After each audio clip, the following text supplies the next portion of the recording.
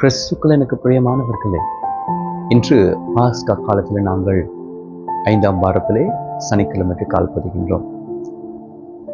எனக்கு பிரியமானவர்களே, இன்று நாளில் இறை வார்த்தை உங்களையும் என்னையும் அழைத்து நிற்பது, உங்களுடைய வாழ்க்கையிலே எதிர்கால லட்சியத்தினை அடைந்து கொள்வதற்கு நாங்கள் எவ்வாறு கடமையாற்ற வேண்டும் என்ற கருப்பொருளினூடாக சிந்திப்பதற்கு. இதனை சிந்திக்க முன்பாக நாங்களே இன்று நாளிலே இறை வார்த்தையை வாசித்துக் கொண்டு போகின்ற பொழுது நாங்கள் தியானித்தோம் ஒவ்வொரு காரணங்களை பற்றி, எவ்வாறு அன்பு செய்வது, எவ்வாறு நாங்கள் மகிழ்ச்சியாக இருப்பது என்பதனெல்லாம்.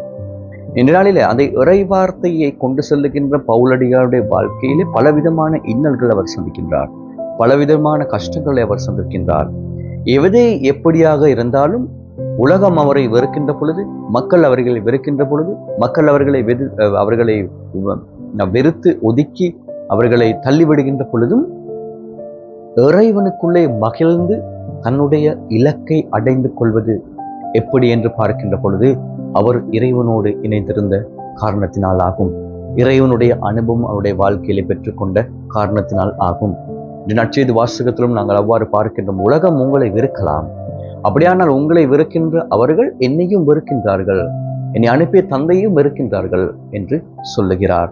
எனக்கு பிரியமானவர்களே, இந்த உலகத்திலே அழகானவர்கள், மிகவும் அழகானவர்கள் எங்களை பார்த்து நீங்கள் அழகாக இல்லை, நீங்கள் மகிழ்ச்சியாக இல்லை என்று எங்களை சொல்லுகின்ற பொழுது, நாங்கள் அதனை கேட்கின்ற பொழுது நாங்கள் எவ்வாறு அதற்கு பதில் சொல்லுகிறோம்?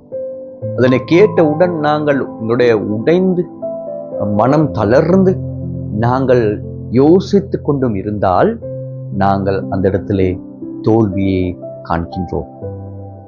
என்னுடைய வாழ்க்கையிலே மற்றவர்கள் காணாத ஒரு இடம், மற்றவர்களுக்கு புரியாத ஒரு இடம், அந்த மகிழ்ச்சி என்னிடத்திலே காணப்படுகின்றது, அந்த அழகு என்னிடத்திலே காணப்படுகின்றது.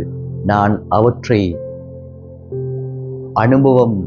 அனுபவம் பெறாமல் அல்லது அதனை பற்றி சிந்திக்காமல் அந்த அழகு என்னிடத்திலே இருக்கின்றது என்பதனை நான் மறந்துவிட்டு நான் அந்த தோல்வியை ஏற்றுக்கொண்டு ஒரே இடத்திலே அல்லது நான் தோல்வி அடைந்து விட்டேன் என்று நான் எண்ணிக்கொண்டிருந்தால் நாங்கள் உண்மையாகவே பிழை செய்திருக்கின்றோம். இந்த உலகத்தில் இருக்கின்ற ஒவ்வொருவரும் எங்களை வெறுத்து ஒதுக்கி வைக்கின்ற பொழுது, நாங்கள் உடைந்து தளர்ந்து ஒரு இடத்தில் இருக்கின்ற பொழுது நாங்கள் மீண்டும் பிழை செய்து விட்டோம். எனக்கு பிரியமானவர்களே, அப்படி சொல்லுகின்ற ஒவ்வொருவரும் அந்த படைத்த இறைவனை வெறுத்து ஒதுக்கி பின்புதான் எங்களை அந்த வார்த்தைகளால் எங்களை கஷ்டப்படுத்துகின்றார்கள், துன்பப்படுத்துகின்றார்கள். இவை ஒவ்வொன்றும் எங்களுக்கு சவாலாக இருக்கின்றது, ஒரு லட்சியத்துக்கு சவாலாக இருக்கின்றது. வாழ்க்கையை நாங்கள் அனுபவிக்க வேண்டுமானால், வாழ்க்கையை நாங்கள் முன்னோக்கி செல்ல வேண்டுமானால், இந்த தடைகள், சவால்கள் அல்லது தோல்விகள் வாழ்க்கையிலே ஒரு பகுதியாக காணப்படுகின்றது.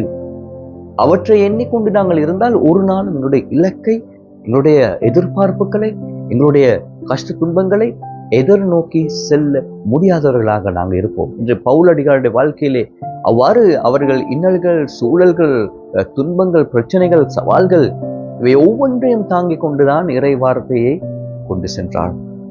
எனவே